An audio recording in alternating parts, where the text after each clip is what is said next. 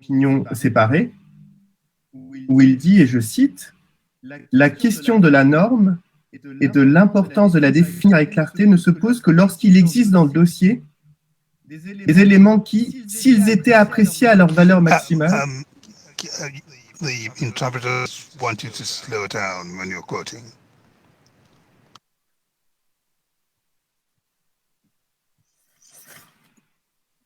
Oui, Monsieur le Président, pardon. S'ils étaient appréciés à leur valeur maximale, pourraient étayer une déclaration de culpabilité. Nous ne sommes pas et nous n'avons jamais été dans ce cas de figure. Si c'était le cas, il aurait été nécessaire de poursuivre les débats avec la présentation des moyens de la défense. Pour le dire les choses simplement, il n'existe pas d'éléments de preuve au vu desquels, en fonction de la norme appliquée, la conclusion de la majorité quant à la nécessité ou non d'entendre les moyens de la défense aurait été modifiée. Autrement dit, ce n'est pas que les éléments de preuve à charge n'étayeraient la thèse de l'accusation que s'ils étaient appréciés à leur valeur maximale, auquel cas il aurait été en effet nécessaire de débattre de la norme, c'est qu'en réalité, les éléments de preuve du procureur, qu'ils soient pris individuellement ou dans leur ensemble, n'étayent aucune des charges portées contre les accusés. We can leave it there, Mr. Le juge président, je prends... Oui, merci. Vous nous dites, vous nous avez donné le paragraphe où le juge Tarfusser analyse précisément cette question et je vous en remercie. Et nous allons maintenant donner la parole à Maître Knops. Brièvement, Maître, je vous prie. Maître Knops, bonjour, Monsieur le Président. Je souhaiterais apporter quelques corrections aux observations de l'accusation. Premièrement, le juge Anderson lui-même n'a jamais dit qu'il avait appliqué le critère Rutosang. Bien au contraire, il a lui-même dit qu'il ne pouvait pas appliquer le critère Rutosang, paragraphe 3 de son opinion, parce que du fait des caractéristiques particulières de l'affaire. Et il donne 3 exemples. Et que, de ce fait, la majorité n'a pas appliqué la norme classique du common law qui avait été adoptée par la Chambre dans l'affaire Rutosang. Donc, il n'y a jamais eu de désaccord au sein de la majorité pour ce qui est de la norme applicable. Deuxièmement, si vous prenez en considération le compte-rendu d'audience de l'audience du 16 janvier 2019, lignes 11 à 15 du compte-rendu d'audience en anglais à la page 4, vous verrez que le juge Tarfusser dit de façon explicite que la juge qui n'est pas d'accord a tort lorsqu'elle dit que la majorité a acquitté M. Bligoudet et M. Gbagbo en appliquant la norme au-delà de tout doute raisonnable.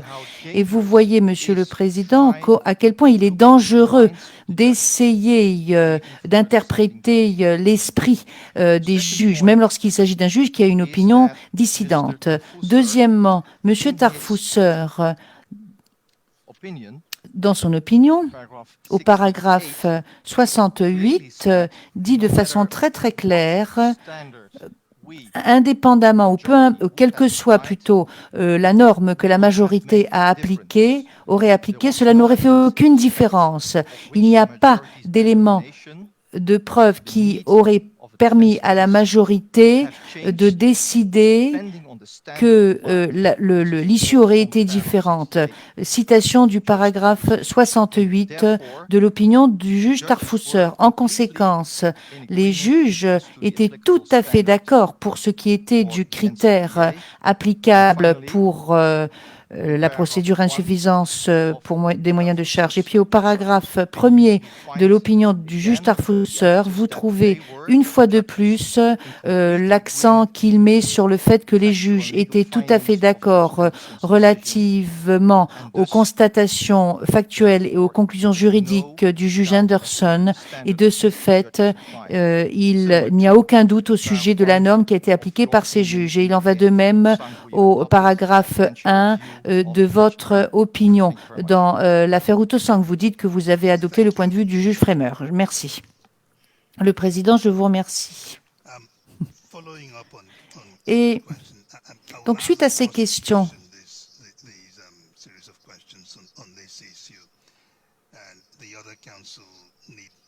bon, l'accusation a pris la parole. Je vais inviter l'accusation à reprendre la parole et je redonnerai la parole au Conseil lorsque ils présenteront leurs remarques finales. Alors, j'aimerais poser une question à l'accusation. Alors, au sein de la CPI, est-ce que l'on peut dire qu'il est problématique d'appliquer la norme de preuve classique pour ce qui est d'une procédure pour insuffisance de moyens à charge? Et je vais vous expliquer pourquoi je vous pose cette question. Vous nous dites, et je m'adresse à l'accusation, que cette procédure devrait prendre en considération les circonstances judiciaires de la CPI, où il y a des juges professionnels,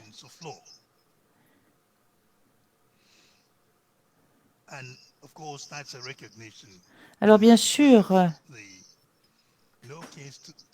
alors c'est une façon de reconnaître que cette procédure pour insuffisance de moyens à charge,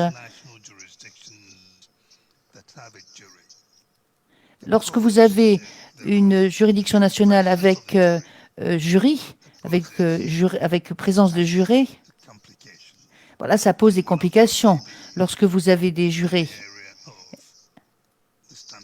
Et je pense, par exemple, à la norme de la preuve qui serait appliquée. Je vais vous expliquer ce que j'entends, en fait. Alors, là, si vous avez des jurés, et si les membres du jury, les différents jurés, comprendre qu'il y a eu des arguments qui vont être présentés pour insuffisance de moyens à charge à la fin de la présentation des moyens à charge, justement, et que le juge rejette la dite requête, les motifs qui sous-tendent le rejet, c'est parce que, comme les jurés le comprendront, le juge dit l'accusation a prouvé, au-delà de tout doute raisonnable, et donc que point n'est besoin de rejeter, d'accepter la requête. Mais il y a quand même l'effet préjudicial. Par exemple, si l'affaire continue et si la défense donc, commence à présenter ses moyens à décharge, alors que le juge pense que la thèse de l'accusation n'a pas été prouvée. Donc vous voyez la confusion. Mais cette confusion, vous ne l'avez pas lorsque vous avez des juges professionnels, parce que les juges professionnels auraient peut-être pensé ce qui suit. Vous avez le Conseil de la défense qui présente donc cette requête pour procédure d'insuffisance de moyens à charge, et les juges peuvent dire nous rejetons la requête parce que jusqu'à présent le procureur a présenté ces éléments de preuve pendant sa présentation des moyens à charge. Donc si nous interrompons le procès maintenant, votre client pourrait être condamné, mais le fait est que nous n'interrompons pas le procès. Nous allons quand même demander à la défense de présenter ces éléments à décharge et à la fin de la présentation des moyens à décharge, nous évaluerons la situation et nous verrons ce qu'il en est du doute raisonnable. Voilà où se trouve la distinction, parce que les juges professionnels peuvent le faire, cela, alors que vous ne pouvez pas vous fier à ce que des jurés comprennent la situation comme des juges professionnels. Est-ce que vous voyez ce que je souhaite vous dire We are at the court. The no case to answer proceedings must be seen. Madame Narayanan, oui, effectivement, nous avons ici des juristes professionnels. En common law, vous avez généralement un jury. Mais lorsque nous disons que le contexte de la CPI particulier doit être pris en considération, nous prenons en compte également tout le spectre de cette procédure en insuffisance de moyens à charge dans notre texte. Il y a une question séparée, Monsieur le Président, en ce qui concerne un juge professionnel. Qu'est-ce qu'un juge professionnel fait lorsqu'il estime que la norme du doute au-delà de tout doute raisonnable a été engagée? Pour nous, ça n'est pas la bonne norme à appliquer à mi-parcours d'un procès, parce qu'il n'est pas question de culpabilité. À la CPI, le juge ne doit pas s'interroger sur la question de la culpabilité à ce stade. Il faut voir si une chambre raisonnable, et à ce moment-là, ce serait ces juges-là même, pourraient condamner à la fin du procès. Mais ça n'est pas au juge qui tranche l'insuffisance de moyens à charge de décider de la culpabilité ou pas. Alors, vous posez une question sur la question suivante. Est-ce que l'accusation aurait pu prouver à ce moment-là la culpabilité ou non? C'est peut-être une question à adresser à un juge professionnel. Mais le fardeau de la preuve qui incombe à l'accusation, qui doit montrer la culpabilité au-delà de tout doute raisonnable, cela engage la question de la culpabilité et ça, c'est au stade ultime.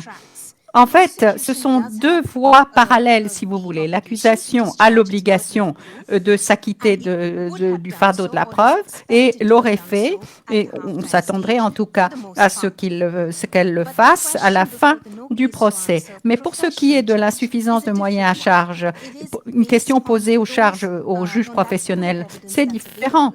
On s'appuie sur l'éventail de preuves disponibles, voir si on aurait pu le condamner et non pas si l'on va le condamner. Est-ce que le procès peut se poursuivre ou non? Et ceci, même si l'on prend en considération les différences qui existent entre les juges professionnels ici à la CPI et un jury. Il y a malgré tout cette différence qualitative de l'évaluation qui est faite, d'une part à mi-parcours, d'autre part à la fin du procès. Le président, et vous dites qu'on aurait pu condamner, oui. Prenons par exemple le Kosovo. Le règlement de procédure du tribunal spécial pour le Kosovo. La règle 130, paragraphe 3. Je ne sais pas si vous avez vu cela. Qui dit, et le juge va citer, après avoir entendu les parties, et si c'est applicable, le Conseil des victimes, la Chambre peut, par décision orale, s'il n'y a pas d'éléments de preuve susceptibles d'étayer une conviction au-delà ou une condamnation au-delà de tout doute raisonnable, s'agissant de la charge particulière en question, donc peut rejeter la requête. Donc, on pourrait condamner à ce stade. Et dans l'affaire Yellowsitch, vous la connaissez, je vois, vous souriez, je vois que vous connaissez cela, paragraphe 35 et 36 de l'affaire Yellowsitch. Il y a exactement le même concept. Pourrait raisonnablement condamner. Lorsque vous posez cette question, vous vous demandez sur quelle base est-ce qu'une cour pourrait raisonnablement condamner à n'importe quel stade. Et dans Yellowsitch, on dit cela doit se faire sur la base d'au-delà de tout doute raisonnable. Est-ce que cela fait une différence pour nous? Madame Priyaran. Oui, effectivement, les références que vous citez nous orientent, mais il y a deux choses malgré tout. Premièrement, vous l'avez déjà cité, Monsieur le Président, l'importation de cette expression au-delà de tout doute raisonnable à mi-parcours.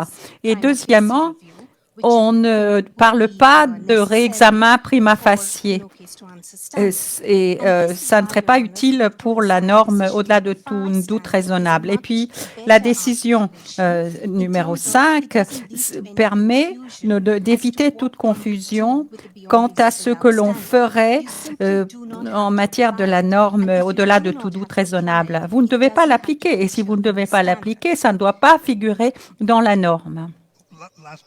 Le Président, une dernière remarque et puis je laisserai cela de côté. Vous prenez l'article 66 de notre statut, paragraphe 3, qui dit « Pour condamner l'accusé,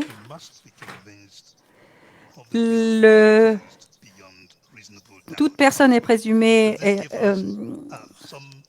innocente jusqu'à ce que sa culpabilité ait été établie devant la Cour, conformément au droit applicable. » Donc, est-ce que ça n'est pas le critère pour déterminer s'il y a suffisamment de preuves pour qu'une chambre puisse raisonnablement condamner? Est-ce qu'on peut le faire sans tenir compte de l'article 6, paragraphe 3? Donc, paragraphe 3 qui dit « Pour condamner l'accusé, la Cour doit être convaincue de sa culpabilité au-delà de tout doute raisonnable. » Réponse. Il faut s'arrêter sur le mot « convaincu » à l'article 66.3. Ce niveau de conviction n'est pas nécessaire au niveau de la suffisance de moyens à preuve. Vous pourriez prévoir, vous pourriez condamner. Pensez à une analogie. Vous pourriez prévoir que la semaine prochaine, il va pleuvoir, par exemple, peut-être. Mais vous ne devez pas emmener votre parapluie dès aujourd'hui. Donc, vous avez un certain degré, vous avez une espèce d'équilibre des probabilités au stade de l'insuffisance de moyens à charge. Mais vous ne pouvez pas le garantir. Le Président, oui, effectivement, vous pouvez prévoir des averses, mais vous ne savez pas si elles vont avoir lieu effectivement ou pas. Madame Priyayanam, donc à ce stade, je pense que, pour reprendre mon analogie, un parapluie ne serait pas nécessaire. When I was sitting as a judge in the UK in jury trials, Le juge Morrison, au Royaume-Uni, lorsque j'ai été juge avec présence de jurés, à mi-parcours, très souvent, il y a eu une procédure, des requêtes pour insuffisance de moyens à charge, à la fin de la présentation des moyens à charge. Et voilà quelle était la procédure. Le Conseil se lève et dit qu'il a une requête à présenter. Il ne dit pas de ce dont il s'agit parce que les jurés sont encore dans le prétoire. Ensuite, on demande aux membres du jury de se retirer. Vous entendez la requête qui est présentée par le Conseil. Et en règle générale, il s'agit d'une procédure très très rapide. Vous avez le Conseil de la défense qui présente la requête, vous avez l'accusation qui en général refuse, à moins qu'il s'agisse d'une affaire tout à fait perdue d'avance. Mais cela se passe très, très, très rarement. Mais l'essentiel dans tout cela, c'est de savoir si le procureur a établi son affaire prima facie compte tenu des charges et des chefs d'accusation. Ce n'est pas une décision relative à la culpabilité. Vous autorisez le procès à être poursuivi. Il n'y a pas de pression exercée sur la défense pour qu'elle présente des éléments à décharge. C'est la défense qui décide de le faire ou de ne pas le faire. Et très souvent, la défense décide de ne pas présenter de moyens à décharge. Et en général, donc, l'affaire est entendue. On présente un résumé aux membres du jury avec l'avertissement suivant lequel ce n'est pas parce que la défense n'a pas présenté d'éléments de preuve qu'il n'y a pas de culpabilité, mais c'est toujours à l'accusation qu'il revient de prouver son affaire et là, vous avez la base au-delà du tout doute raisonnable qui est pris en considération. Et très souvent, les juges, la chambre d'appel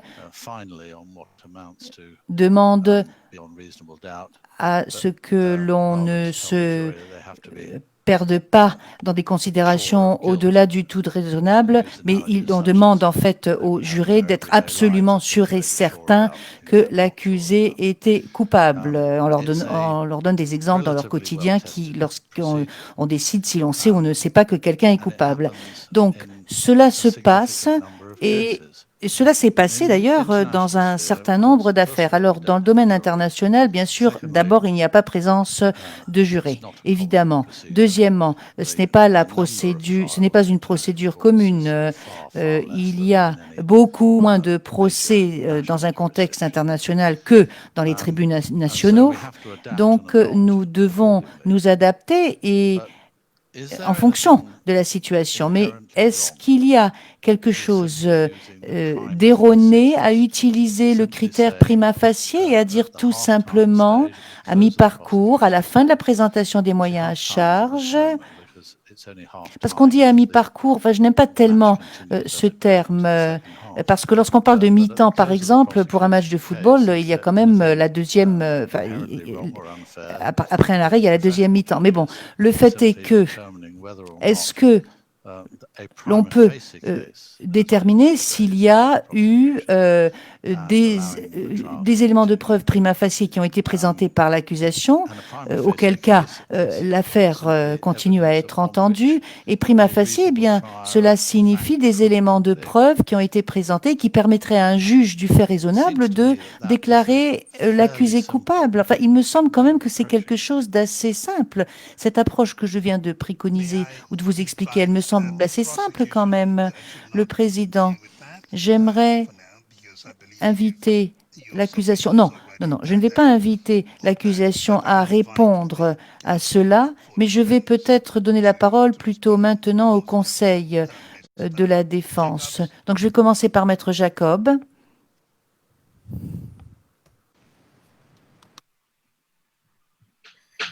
Merci, Monsieur le Président. Merci, Monsieur le juge Morrison, pour votre question. Il nous semble qu'en pratique, c'est ce qu'ont fait les juges la juge de la majorité dans notre affaire, en substance, sur un cas beaucoup plus complexe et de manière assez détaillée, mais ils ont expliqué clairement qu'ils prenaient la preuve du procureur à son plus haut, qu'ils partaient du principe que la preuve était admissible, donc donnant le bénéfice du doute au procureur sur l'authenticité, la crédibilité de sa preuve dans la plupart des cas.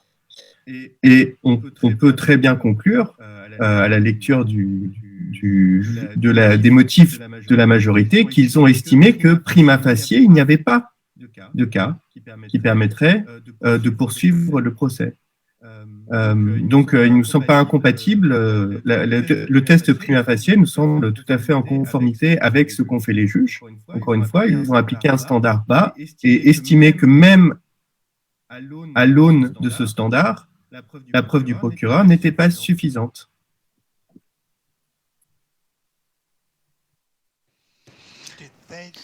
Le juge président, est-ce qu'ils ont dit qu'ils avaient appliqué le critère prima facie? Si, Monsieur le Président. Non, ils n'ont pas dit explicitement qu'ils appliquaient un test prima facie. Pour nous, la question du label théorique à donner passe au second plan. Il faut regarder concrètement ce que les juges ont fait. Et clairement, ce que les juges ont fait, c'est prendre la preuve à son plus haut, au sens où vous, Monsieur le juge président, l'avez défini dans l'affaire Routot, c'est-à-dire prendre la preuve à son plus haut. Ça ne veut pas dire la prendre pour argent comptant, c'est-à-dire la prendre dans son ensemble, la preuve avec ses forces et ses faiblesses, comme vous l'avez défini dans votre opinion séparée dans l'affaire Routot, mais sans rentrer dans une analyse détaillée de tous les éléments de preuve qui dépasseraient le cadre du prima facie. Donc c'est en ce sens que je dis que les tests sont équivalents en pratique, même si les juges n'ont pas explicitement dit qu'ils appliquaient un test prima facie.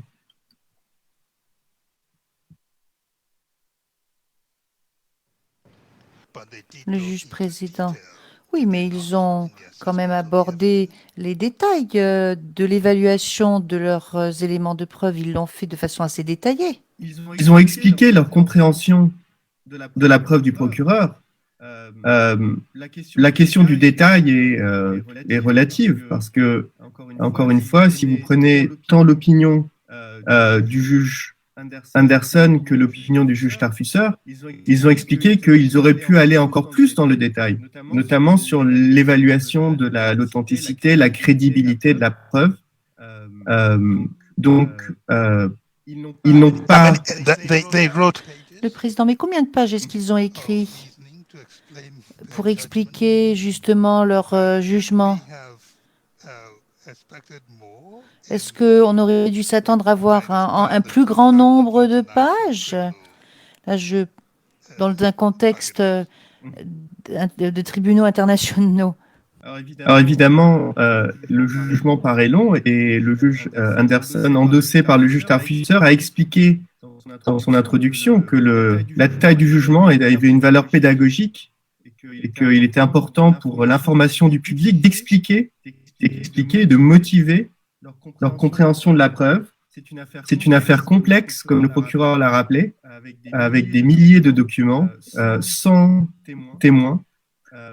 Donc il y a une taille incompressible, évidemment, pour un jugement. Et pour répondre simplement à votre question, si les juges devaient s'exprimer sur l'admissibilité de chaque élément de preuve, il faudra constater que le jugement aurait pu être plus long, un jugement à un standard plus élevé.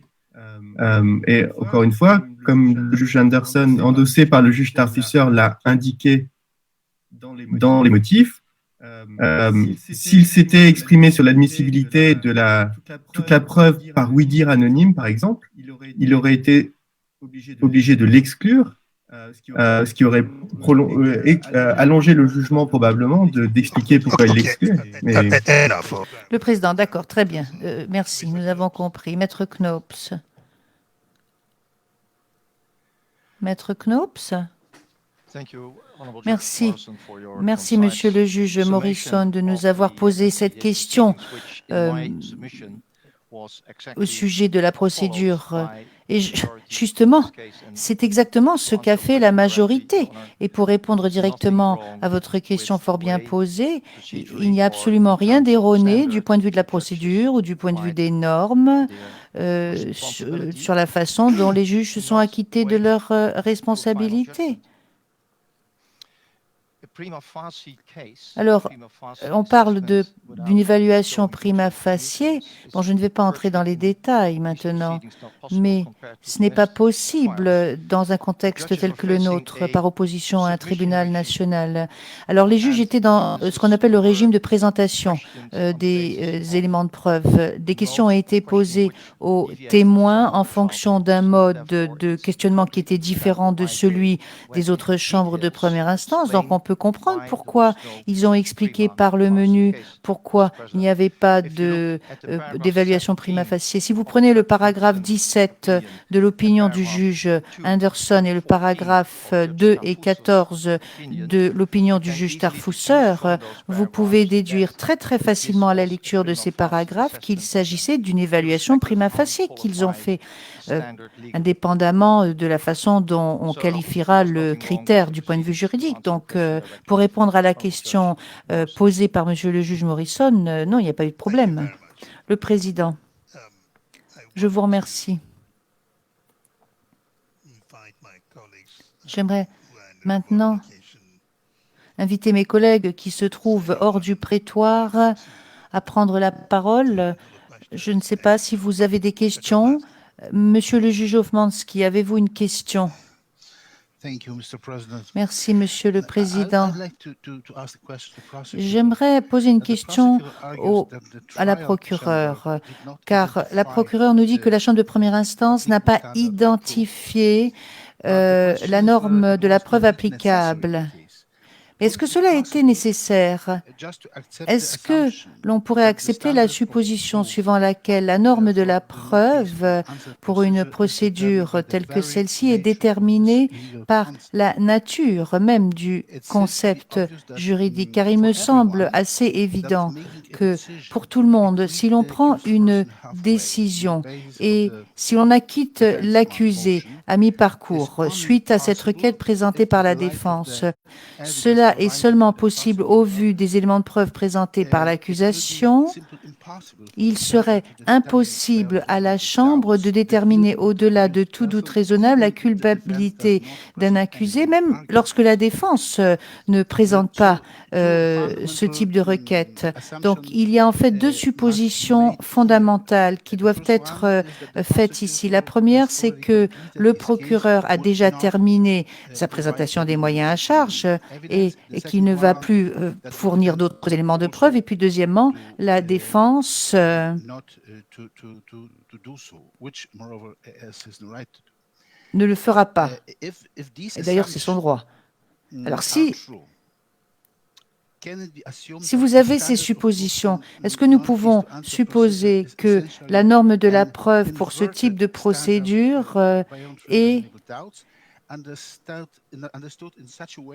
peut être comprise de telle façon à ce que cela ne pourra jamais être respecté, quelles que soient les circonstances d'ailleurs? Merci. Merci, Monsieur le juge Hofmanski. J'aimerais faire trois remarques. Bon, nous avons besoin d'une norme, d'une loupe pour examiner. Et comme de la même manière que vous auriez besoin d'une norme de la charge de la preuve pour condamner à la fin du procès, vous avez besoin également d'une norme pour la procédure en insuffisance de moyens à charge. De la même manière que vous avez besoin d'une norme au moment de la confirmation des charges avant le procès. Alors, la majorité dans cette affaire a pris certaines décisions, mais sans disposer de cette loupe, justement. Bon, sans savoir si la cause de l'accusation était forte ou faible. Et c'est un préjudice pour nous. Dans ce contexte, et j'aimerais revenir à ce que le juge Morrison a dit, dans ce contexte, et nous devrions nous en tenir au niveau simple, au niveau prima facie, et de ne pas se pencher sur une question de faiblesse ou de force de la cause. Par exemple, si le procès devait se poursuivre, bien entendu, cela préjugerait pour la Chambre, mais si le procès était interrompu, on aurait ces préjugés à l'égard de la qualité de la preuve au compte-rendu, donc ça resterait dans les dossiers, si je puis dire, et ce serait inéquitable. Autre question, est-ce que la norme est nécessaire à ce stade? C'était particulièrement nécessaire dans cette affaire parce que Nous ne savons pas quelles normes les juges Anderson et les juges Tarfusser ont utilisées de manière conjointe ou séparée. Donc, nous disons c'est absolument nécessaire de disposer de cette norme. Quel est le point de vue commun? Quelle est la norme, quel que soit le nom que vous voulez lui donner, sur quelle base, fondamentalement, est-ce que les juges se sont appuyés pour prendre leurs décisions? Le président. Corrigez-moi si je me trompe, mais nous ne sommes pas en temps réel, donc ça n'est pas toujours facile de suivre, mais l'évaluation, cette norme faite sur la base d'au-delà de tout doute raisonnable. Vous dites que cela a porté préjudice à l'accusation dans cette affaire. Est-ce que c'est bien cela que vous dites et pourquoi est-ce que vous le dites? Réponse. Je faisais des commentaires sur la solidité de l'affaire, du dossier. C'est cela que je disais. Le président, oui, la solidité de l'affaire. Vous dites que cela a porté préjudice à l'accusation à ce stade. Pour quelle raison? Réponse. Eh bien, pour deux raisons. D'abord, parce que ce jugement ou cette évaluation a été faite sans que la majorité des juges n'ait utilisé la même norme. Donc, je l'ai dit précédemment, on a mis la charrue avant les bœufs. Donc, ça n'a pas été examiné de manière correcte. Deuxièmement, vous devez rejeter cet appel parce que même si vous le faisiez, d'ailleurs, cette évaluation demeurerait dans le dossier. On continuerait de le voir. Le président. J'ai une question à la suite de ce qui a été dit par Madame Brady et Monsieur Gallmatzer.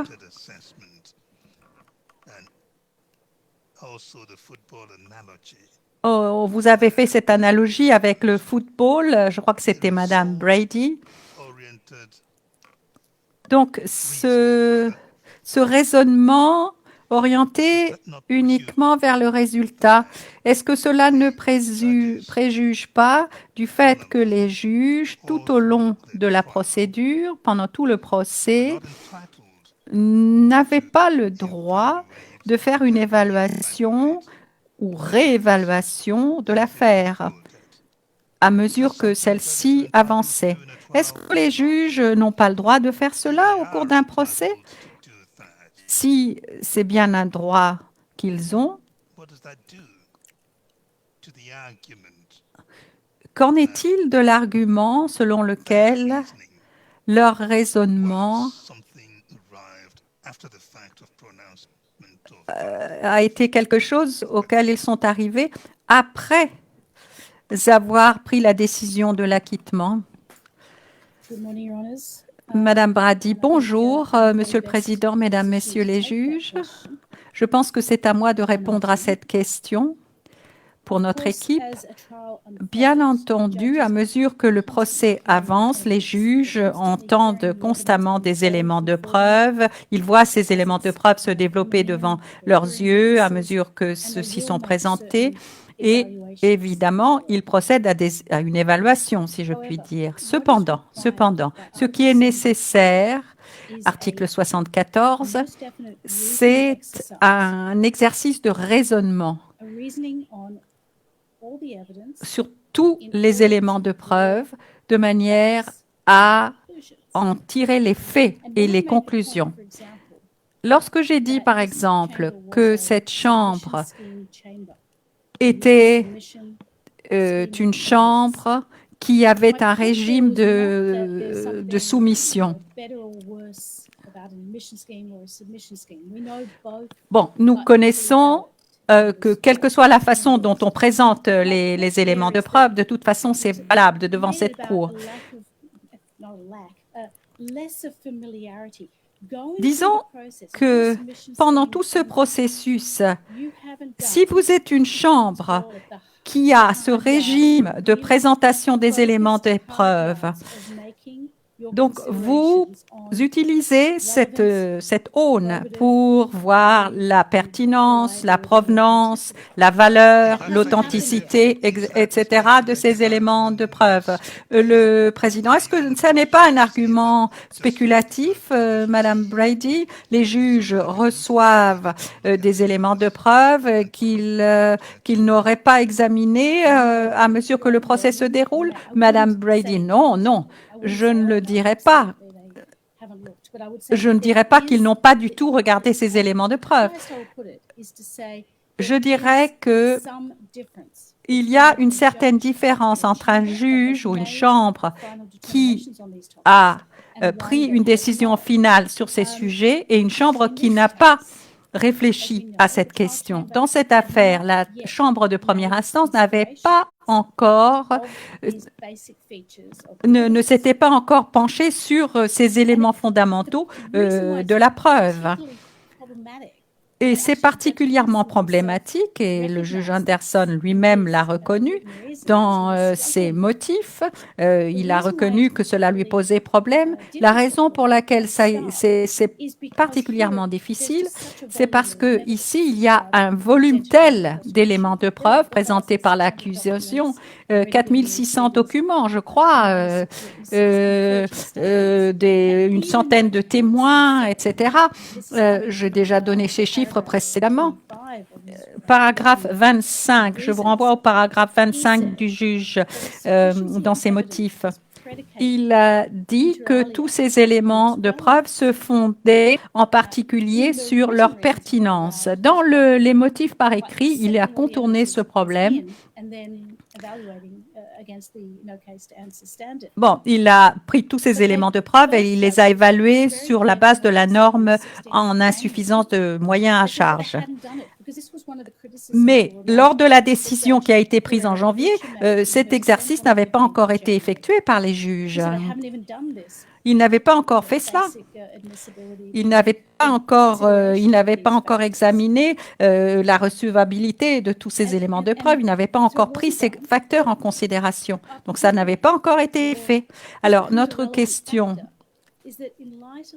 et c'est un facteur pertinent, à la lumière du volume. Oui, je comprends. Je comprends. Ils ont été dans cette salle d'audience pendant 2 ans pendant que l'accusation présentait sa cause. C'est bien clair. Mais étant donné le volume de ces éléments de preuve, le temps qui s'est écoulé pour arriver jusqu'à l'acquittement de janvier, comment est-ce que les juges, et c'est la question que nous posons, comment est-ce que les juges ont pu procéder à cet exercice de raisonnement nécessaire au titre de l'article 74.5, puisqu'ils disent eux-mêmes qu'ils n'ont pas encore examiné la pertinence de ces éléments de preuve. C'est pourquoi le juge Anderson, dans ses motifs, a écrit toutes ces pages, et il le dit, c'est pourquoi la décision a été si longue. Et voilà pourquoi nous disons que cette décision va dans une direction, nous oriente dans une direction. Et je le dis avec tout le respect que je dois à la Chambre. Bon, c'est un raisonnement qui a été prononcé 6 mois après. Et il apparaît comme étant plutôt une tentative de justifier le verdict plutôt qu'une articulation du raisonnement qui aurait conduit au verdict qui a été prononcé en janvier. En d'autres termes, il est raisonnable d'arriver à la conclusion que les raisons délivrées par écrit 6 mois après l'annonce de la décision n'ont pas reflété le raisonnement en ce qui concerne la base pour délivrer ces acquittements. Le président, ce sera ma dernière question. Est-ce qu'il serait possible que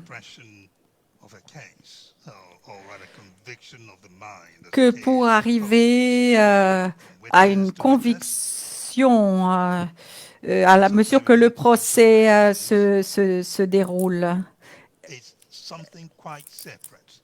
Bon,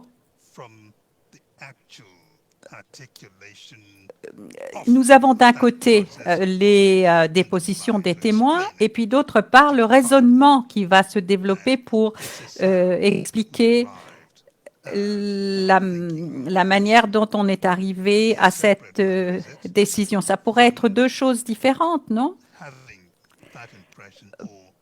Plutôt que d'avoir simplement cette impression ou de présenter les choses comme vous venez de le faire, Madame Brady. C'est là le problème, justement. Vous venez de mettre le doigt dessus. C'est le problème de ce raisonnement. C'est pourquoi dans beaucoup de pays, cette ex post facto, les raisons fournies après coup, le président, non, je ne crois pas que nous sommes sur la même voie là. Donc, le raisonnement, vous arrivez à une conclusion et puis ensuite, vous revenez en arrière pour justifier cette conclusion. C'est ce que vous dites. Moi, je pose la question suivante. Est-ce qu'on n'aurait pas pu arriver à cette conclusion déjà dès le début en évaluant, réévaluant donc en disant, j'ai examiné cette affaire, j'ai suivi cette affaire tout au long. Alors, pendant tous les mois, tous les jours, pendant les années pendant lesquelles j'ai assisté à ce procès, j'ai eu cette impression, je suis arrivée à cette conclusion. Et puis, cette conclusion, je la développe par écrit. Est-ce que... c'est peut-être cela qui s'est passé. Madame Brady, non, ça ne serait pas un raisonnement. Ce serait un juge qui fait une évaluation et qui arrive à une conclusion à la fin. Ça peut être le cas pour des petites affaires au niveau national où vous avez un ou deux témoins. Alors effectivement, le juge peut arriver à une perception, à une impression. Alors qu'ici, nous sommes devant une affaire très compliquée avec énormément d'éléments de preuve. Et je comprends ce que vous dites. Effectivement, les juges ont fait une évaluation, ils ont vécu en quelque sorte avec le procès. Néanmoins, une décision doit être logique. Elle doit procéder à des déductions. Il faut qu'il y ait un processus de raisonnement.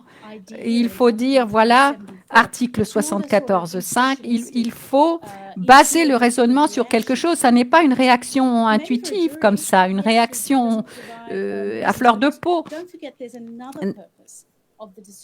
Il y a un autre objectif à cette décision. Il ne s'agit pas simplement du point de vue des juges, tout aussi important est la transparence, le fait qu'on puisse se fier à cette décision, le fait que les juges doivent rendre des comptes au public et tout cela doit être fait par le biais du raisonnement. On ne peut pas arriver, voilà, je suis le procès et voilà, c'est l'impression que j'ai, c'est la conclusion que je tire. Judge Wald l'a dit, par exemple, on a fait référence à plusieurs commentaires de juges.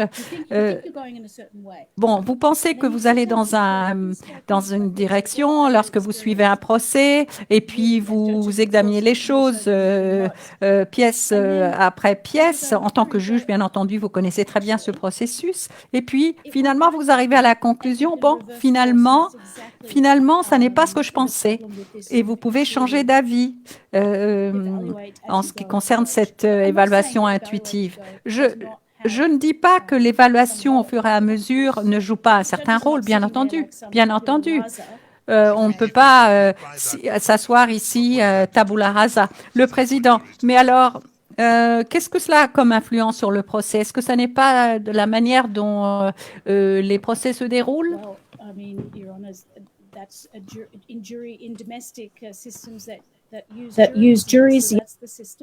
Oui, les jurés, effectivement, peuvent être utilisés pour des affaires plus ou moins compliquées, pour des affaires plus ou moins longues. Je pense que dans de nombreuses affaires, en tout cas dans ma juridiction, lorsqu'il s'agit d'affaires extrêmement complexes, là, on peut choisir seulement un juge lorsqu'il s'agit d'affaires extrêmement complexes. Mais le système avec les jurés est un bon système pour les personnes, pour les systèmes qui utilisent, dans le cas où ces systèmes sont utilisés. Nous ne l'avons pas ici, mais comme dit Madame la juge Ibanez, il faut suivre les principes de l'égalité. Cela est très, très, très clair dans le statut. Et je reviens à l'article 74. Le président, je vous remercie. Je pense que nous allons nous en tenir là. Nous allons faire notre première pause. Et lorsque nous reviendrons de la pause, nous donnerons la parole aux différents orateurs. Alors, oui, je vois que Madame la juge Bossa, ceci étant dit, souhaite poser une question. Donc, lorsque nous reviendrons, nous entendrons la question de Madame la juge Bossa et ensuite nous reprendrons les interventions des différents orateurs. Merci. Veuillez vous lever.